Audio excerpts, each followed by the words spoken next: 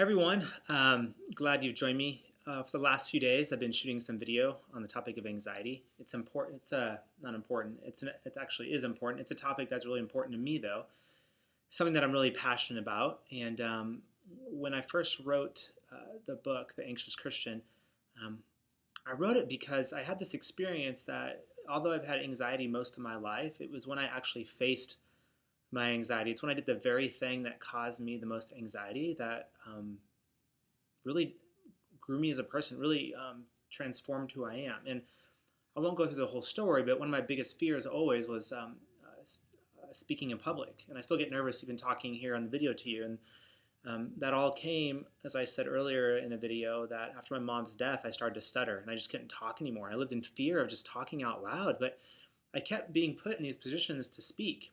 And finally, when I got to college, I got a call um, to do the Easter morning sunrise service for our college campus, to which I said no. That could be crazy. I'm not going to do that. I have tons of anxiety about that. And after getting off the phone, I remember that that is something I had prayed about, that give me an opportunity to speak, God, and I will take it. I will face my fears. And so I called them back and I decided to speak. And it was probably one of the worst sermons I've ever given, stuttered probably horribly through it. In fact, I know I did. But I walked away from that moment really transformed as a person and really began to put myself in a place that whenever I had anxiety about something, I would go ahead and face that anxiety. Because I knew that when I faced that, I would come out on the other side a different person, a person who had changed, who had grown. And each time I did that, my anxiety began to lessen more and more, especially when it comes to speaking. I still get nervous, I still have anxiety in many ways, but it's been a really helpful tool actually in helping me speak. And there are a lot of other things that I'm anxious about that I've gone ahead and faced those fears with, and some that I haven't yet, and that I still need to. And so, one of the things I just want you to begin to think about, if you could possibly even like ponder it for yourself and to think about it, is can anxiety be reimagined in such a way in your life that it can be used for good? That's what I believe. And growing up in a Christian home and being in a church, I often heard, not in my home, but at church or in the community or the culture, that being anxious, to have anxiety, is something's wrong with you. It's a sin. And they'd always say, hey, Philippians 4:6, Paul says, don't be anxious, so you should just stop being anxious. But then I'd still feel anxious, didn't know what to do with that. And so as I began to write this book, I started to study more about just anxiety, and I read all kinds of stuff on it. One of the things that was really interesting to me is that the same word that the Apostle Paul uses really in the book of Philippians for anxiety, he uses in Philippians 4:6, where he says, "Do not be anxious." He uses that same word actually in a little earlier in chapters 2:20, Philippians 2:20, where he talks about Timothy having concern for. It's actually the same word. And so as I did more and more study, what I found that often anxiety is used in the New Testament at times to express this idea of do not be anxious about this. Don't have unduly concern for something. But at the same time, it was expressed in some ways, like it was in Philippians 2:20, that to have anxiousness for, to have anxiety for, because your anxiety somehow will demonstrate a concern for. And one of the examples that I give often is in my life with my wife, in my marriage, that when her and I are, let's say, in conflict or not connecting, I have anxiety about that, right? Um, my anxiety shows and is an indicator of concern I have for our relationship. It expresses a care that I have and that I don't like the feeling of being disconnected from her. So in those moments, my anxiety drives me to figure out ways to connect to her, to change our relationship so that we are connected.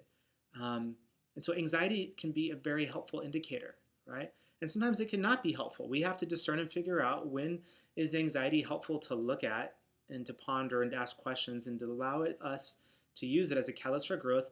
And when at times is it just something that becomes overly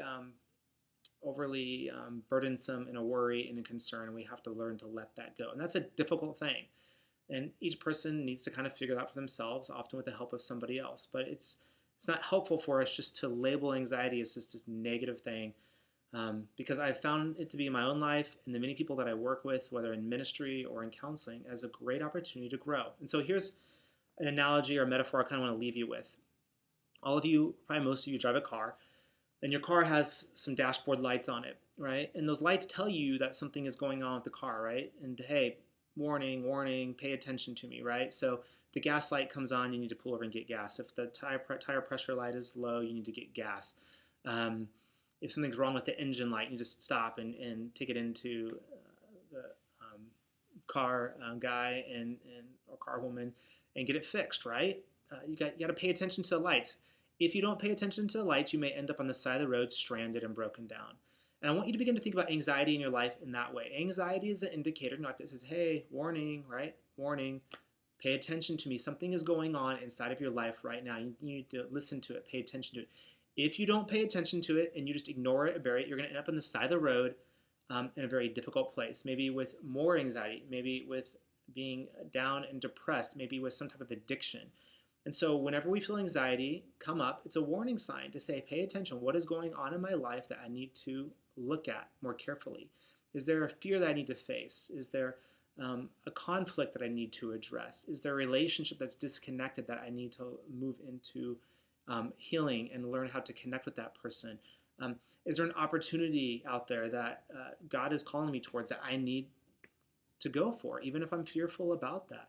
And so I want you to begin to reimagine the role of anxiety in your life and how may its presence in your life be speaking to you in such a way that if you were to heed its warning and follow it, you would grow from that, right? It's very different than just looking at it and just burying it.